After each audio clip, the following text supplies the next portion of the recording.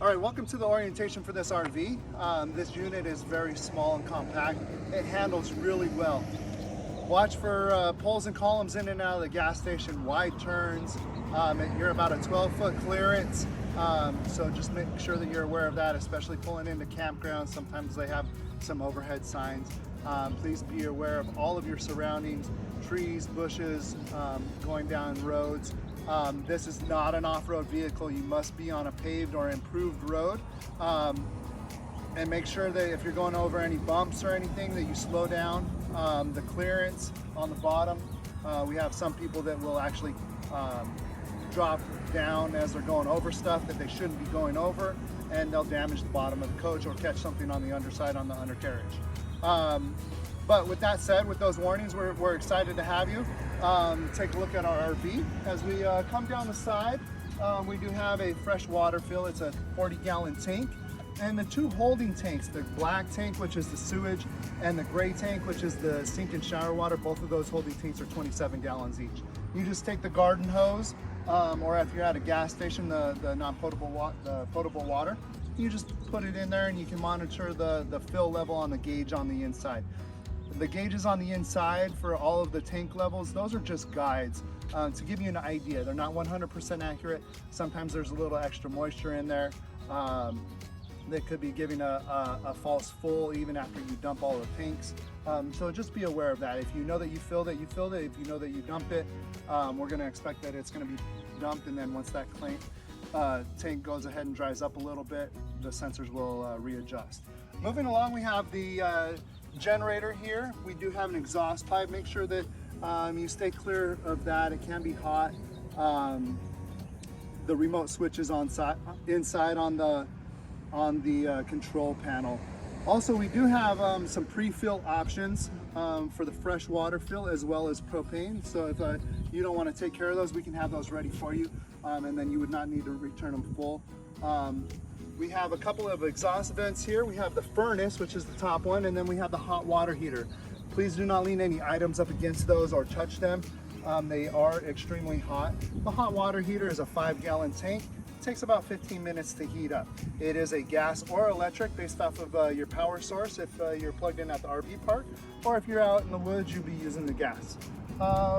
Moving a little bit further, here is our power cable. You go ahead and grab the black extension cord, you'd plug it in here, and then you plug the other end into the 30-amp service.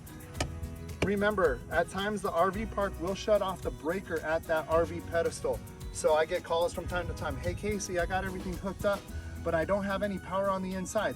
When I shut the generator off, the AC was still running until I shut it off, and then I plugged in at the RV park and it's not working. So we're not getting power on the inside. Check that breaker, flip it to the on position, and that should power everything up. We have a 50-gallon tank, regular fuel. It runs the vehicle as well as the generator. There's a safety feature. Once the tank gets down to a quarter, the generator should not run. It's to ensure that you do not get stranded out in the woods and you can make it back and refuel. Below that, we have the fuel station here. We have two valves. We have a black valve, which is the sewage, and we also have a gray one. So you want to hook up the sewer hose here, and then you're going to pull the black valve first, and the sewage is going to drain out. You'll close up the black valve, and then you'll go ahead and pull the gray. The dirty sink and shower water kind of cleans out that pipe, and then you'll close those up. If you look over here real quick, we have a sanitation flush switch. If you do want to use this option, you would take the garden hose, hook it in right here, and that's going to fill the black tank. The black valve must be in the open position while you're using that switch. If you do use this, it's going to fill the tank from the inside. If that valve is not open, it will overflow inside of the RV, making a really crappy mess, if you know what I mean. So if you do use the sanitation flush, make sure that gray handle is in the open position so that it's draining the tank. We highly recommend that you use the water pump, turning it on and off based off of use. The plumbing inside the RV is not like our house plumbing. They're plastic fittings, and unfortunately they drip. Sometimes there's a pressure surge at the RV park. We don't want you to come back to a leak. So if you do decide to use the city water connect, if you hook up the garden hose, that's going to provide the water pressure to the inside. So you either use the city water connect or the water pump, not both at the same time. Anytime you leave the RV, shut the water off. If it be the water at the RV park or the water pump, you won't be able to monitor any leaks that may occur while you're away, and you come back to a nice flood, which is not going to be a good thing for anybody. So we highly recommend just using the water tank, turning the water pump on and off based off of use. The water pump is set for the right pressure for the plumbing on the inside to prevent any possible leaks. Okay. As we move around to the rear, there is a spare tire. We also have a ladder for maintenance only. Please do not get on the roof. That is for maintenance. Coming around the side, we'll slowly make our way. We do have a large storage compartment. Plenty of gear can fit inside there. We also have a large awning. It is electric. It is just a shade structure. Wind, rain, snow, any inclement weather, put it up. Nighttime you're sleeping, put it up. If you go for a swim on the lake or take a hike, put it up. It is just a big giant kite. The arms will bend and twist. Unfortunately, it is approximately $2,000 to replace. You are responsible 100% if there's any damage to the awning upon your return. The minimum charge is $2,000. If it's one arm, if it's the tube, we have to replace it all. I'm overemphasizing this because it does occur. And it's just a couple of 30 seconds to put it in. If you notice that it's starting to get windy, put it up. All right, so all major appliances, AC, microwave, any of the outlets, you have to be plugged in at the RV park or running the generator.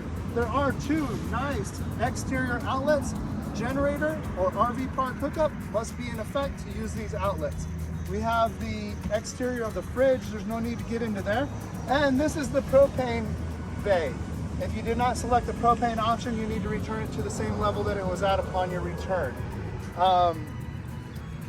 As I mentioned on the other side, there is a slight little underhang here. Please be careful while you're driving. Stay on all improved roads. If you're going over any speed bumps or anything, nice and easy. This is a little bit of a shorter hang. We don't want any damage. That is one of the most common damages that we incur on the exterior of the RV. Well, let's go ahead and take a look on the inside.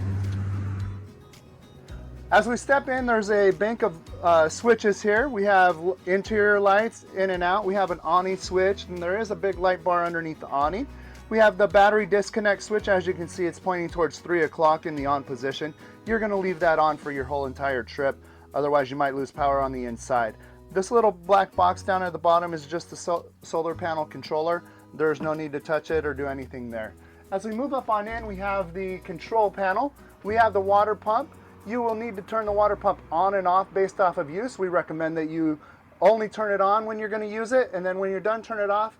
That'll just minimize any interior leaks if some of the plastic fittings leak, or if you're away, you're not able to monitor any of those conditions, then you come back to a flooded unit. We have 2 switches for the hot water heater. It has a gas option or an electric option. Typically when people are boondocking or out in the woods, they're going to use the gas. When you're plugged in at the RV park, you can use the electric. We've got some buttons right here for the tank levels. We have the propane level, battery, fresh water, and black and gray tanks. Those are just guides to give you an idea of where those tanks may be. They're not 100% accurate. There could be some moisture in one of the water tanks or in the holding tanks that could be giving you a false positive after you've dumped and you're like, it's still showing full, but I know I dumped it. Just take that into consideration. Then we also have a generator start, the remote start right here. If you did select the generator option, that is how you would start the generator, by pressing the stop button down. It's going to prime the pump. Once the red light turns on, you're going to press towards stop up until the motor engages. It takes about 3 to 5 seconds to start. And then to deliver power to the inside of the motorhome, it takes about 45 seconds to regulate the power. We're going to take a quick look at the dash here. We do have a large screen radio. It does have a backup camera feature. If you put it in reverse, if the radio is on, it will turn on the backup camera to help you backing. we highly recommend you always have somebody help you back up. Trees, bushes, boulders, stumps, they pop out of nowhere. We want you to be safe. We don't want any damage, and unfortunately, you don't want to pay for any damage that occurs while on your trip. It also has turn signals, cameras in the mirrors on the side, so if you turn your turn signal on, you go ahead and be able to look down the side to help you with your blind spot. Right here we have 2 hooks for the cab over bed ladder. Please use the ladder up and down, not the seat backs of the captain's chairs up front or the dinette. And then we also have a large TV that is on a swivel arm, so you're more than welcome to swivel that out. And there is an HDMI cable inside that compartment right above there. So any HDMI device that you want to take, you can connect right there directly to the TV. And there is an outlet inside that cabinet. All major appliances need generator power or plugged in at the RV park. So that would include AC, which is right here, the microwave, and any of the outlets. We're gonna go over the controls real quick. It should be pretty straightforward. The blue is gonna be your cold AC. It has a low, medium, and high. And then if you turn it to the gray side, that's just gonna be the fan feature. People do get confused on this dial. It's just from outside air is the smallest to cold, which would be the full-blown AC. As we move down here, we have a dinette that can convert into a bed. There is a little lever right here that you would swing over and it would unlock the table from falling down while you're driving. With 2 hands, you're gonna push the table down, remove the cushions, and it's gonna rest on this rail. You're gonna take the seat back cushions from the back of the dinette and place those on top of the table, and that would make your bed. And then you would just reverse that process to put it up. Just remember to lock that lever back into place so that the table does not fall down while you're driving. We have a microwave, should be pretty self-explanatory. Like I said, you need to be plugged in at the RV park or have the generator on to use the microwave. We have a stovetop here. It does have a glass cover. There is a very distinct warning on it. This is just a cover. It is not a glass cooktop. It will break if you try to turn on any of the burners or you cook on top of it. It will shatter. So please lift it up. It will act as the backsplash while you are cooking. Some people do get confused. This is just the igniter button. It does not matter what position this is, whereas all of these ones are in the off position with straight up. So this would just be the circular to ignite the burners. We're gonna just be careful. There's a little step up as we go into the bedroom. We have our electrical panel. Inside here we have a bank of breakers and fuses. There are extra fuses inside the glove box in the event that there's a power surge at the RV park. We provide those just so that they're available if needed. We're going to talk about the refrigerator freezer. Real quick, the freezer freezes, the ice box get cold, the cold air flows to the bottom. It's going to be the least coldest on the bottom of the fridge. It does take 6 hours to get completely cold, so plan accordingly for your trip. We're going to go over those controls real quick. It has an on-off button, and then it has an auto feature or a gas feature. Auto will switch back and forth based off of a power source, if it has electric, through a generator or the RV park, or it'll switch to gas, or you can run strictly on gas. We're going to open up the refrigerator door. There is the thermostat guide right here. That's that little slider. Sometimes the cord may slip out, so if the fridge is not getting cool, but you know that the freezer's been on for 6-8 hours and it's not starting to get cool yet, come and check this.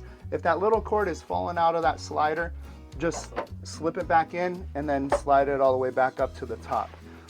We've got this wonderful design of these handles. Please be careful. They articulate out and then you pull the door. They are patented. They're about $55 a piece. So just make sure you pull out and then articulate the door. You don't have to use a lot of force or power, but they are not necessarily the most durable, but they are about $55 a piece. Moving along to the bedroom, we have the thermostat for the heater. All the way to the left is off. If you're wanting heat, you just click this over and then slide it to your desired temperature, and then be sure to click it back off. There's a lot of touch button lights.